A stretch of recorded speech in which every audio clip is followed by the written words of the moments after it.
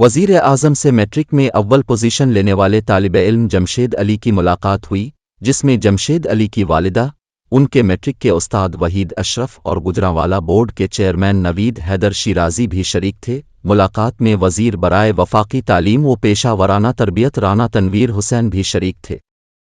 وزیر اعظم نے جمشید علی کو ان کی میٹرک کے امتحانات میں شاندار کارکردگی پر سراہا اور حوصلہ افزائی کے لیے 10 لاکھ روپے انعام سے بھی نوازا۔ انہوں نے ہدایت دی کہ جمشید علی کے ماسٹرز تک کے تمام تعلیمی اخراجات حکومت برداشت کرے گی۔